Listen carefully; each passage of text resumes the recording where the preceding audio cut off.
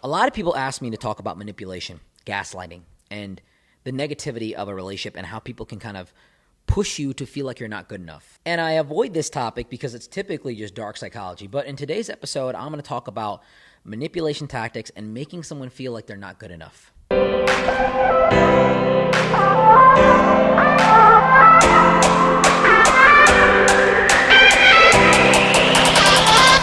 What is up, guys? Sumi here with ThoughtCast, and today I'm going to talk about dark psychology.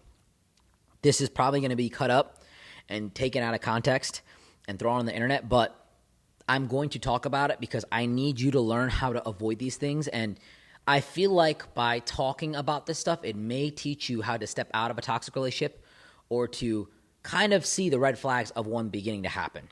I don't want you to use this stuff. I don't recommend it, but by putting it out there, there's probably someone that will do it. So that just comes with it. That's, part of it. But I'll try to be as detailed as I can be about this because I hope this helps people. The first thing that you have to understand, and the first manipulation tactic I'm going to talk about, is really just making someone feel like they're not good enough. That's a very powerful technique that a lot of people do in a relationship. It makes that person see the manipulator as more valuable than them.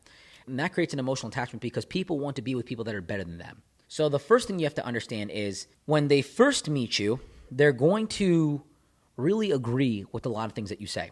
They're going to build the emotional attachment, and they're going to love bomb you. This is typically the first tactic. Love bombing is done in a way where they're constantly creating pressure for you to love them back. They're saying crazy things like, "You're the one for me.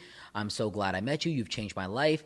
And these things make you feel good, but they're not necessarily the actual reality of what it is. Words of affirmation are slightly different. Words of affirmation are verifying and validating behavior that has actually occurred and making you feel like you did a good job when you did do a good job. So words of affirmation are affirming things that are actually true. Manipulation and love bombing is creating this idea that you are special. It's pushing you to feel more attached in the relationship on things that actually haven't happened. And it's creating this idea, and it's burning a subliminal thought into you that you are actually better than you are. And so when you're with this person, they gas you up, they light you up, they make you feel 100 times better. And this feels better, but you shouldn't be drawing your complete happiness, your verification, and your validation from some individual that you don't necessarily know so well. So they'll say crazy things to you to get you attached. Here's where the manipulation kind of starts, the devaluing. First and foremost, what they're going to do is they're going to start to doubt the things that you say. So you might come to them and you might say something like, "Hey, I have this problem," or this and that, and they're going to belittle you. "Yeah, you're kind of crazy for thinking like that." And you might be like, "Why?" "Well, I don't know. I don't really see it as big of a problem. I think it's kind of crazy." And one thing they'll do, this is important, right? I'm getting very specific here.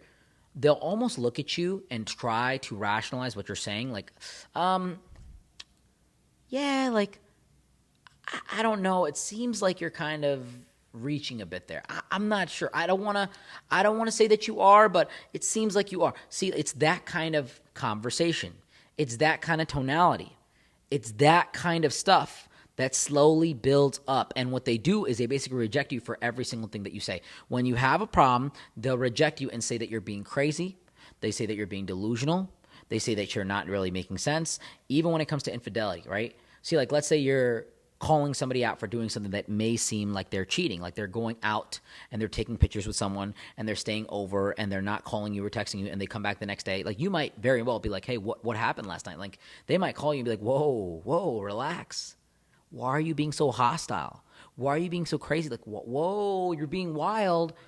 They kind of cause you to catch your own emotional state, even when your emotional state is valid, and they kind of make you seem like you're this outcast because they know how to make you feel unwanted and neglected by making you isolated in the emotional experience.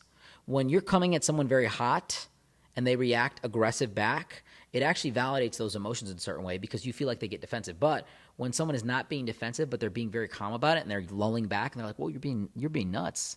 You're being crazy." I mean, I'm trying to see where you're coming from, but it seems like you're just out of whack. Did something happen today? That's the next part. When they say this kind of stuff, they're showing you that you're being a little bit out of the whack, and they're actually reinforcing the idea that what they did is very normal. And then they get into the idea of kind of blaming it on something else. "Are you okay? Like, did something happen at work today? Did your mom say something to you? Like, did you take your medicine today?" Oh my God, that's a good one. They get you to kind of second guess on who you are by insulting you, by making you embarrassed, by making you feel vulnerable, by making you feel like you're crazy, like you're actually nuts. Like, did something happen where you're blaming it onto me? They make you feel like you're projecting your negativity. That's an important thing of manipulation right there. And it's a very expert level manipulation tactic where it's like, hey, did something bad happen at work today? I'm here to talk about it if you want to. Like, I'm available for you. They make it seem like they're your friend. That's the next part. They make it seem like they're your friend, and they're there to kind of console you on like, whoa, like if you want to talk about it, you can. But you don't got to hope everything's okay. Like, let's talk about what happened at work. They're shifting the conversation, and they're making it seem like they're your friend.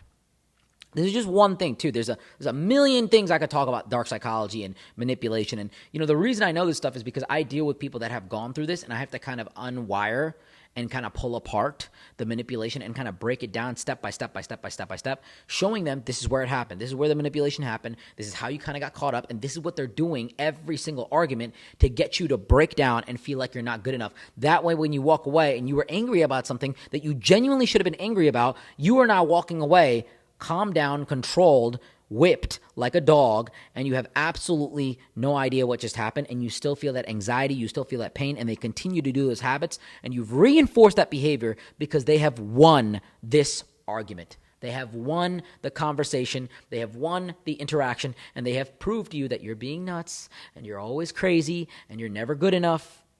They got you.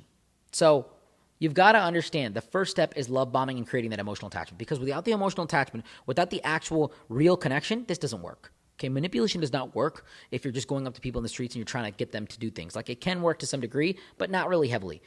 What has to happen is that you have to have the emotional attachment, then you devalue them. You devalue their opinion, and you start to break them down. And when they come at you aggressive or crazy because with anything, what the manipulator does is they break that stuff down. They say, whoa, you're being a little hot about this. Is everything okay? What's causing you to stress out? And they make you feel like you're not good enough, and you make you feel like you have a problem. Some of you very well might be overreacting. Let me just throw this in there. Some people may really just have the best interest for you. There's many times that people come to me about something that's crazy, and I'm like, whoa, you don't have to react like this. This is not that important. It's fine. It's not a big deal. Life is great. Don't worry. But when the personal attacks come in where it's like, is everything okay? Did you take your meds today?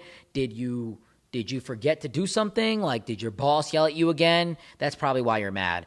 And they start to blame you, and then they become a friend where they change the topic and they try to console you on that. They have completely won the argument and flipped a 180. So I hope this makes sense. I'm not sure if you guys find value in this type of content. A lot of people reach out to me about this stuff, but I'm very, very reluctant to bring this stuff out because it's just manipulated by nature.